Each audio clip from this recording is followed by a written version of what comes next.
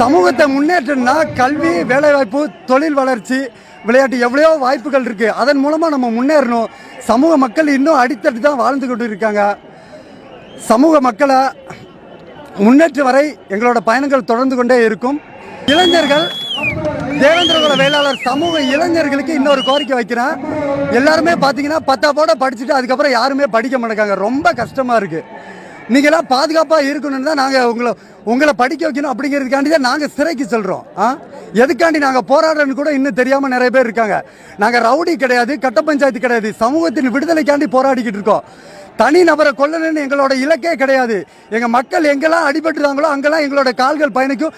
பசுபதி பாண்டியரோட கொள்கைகள், தியாகி முத்துமலாவோட பாதையில் நாங்கள் பயணிப்போம்.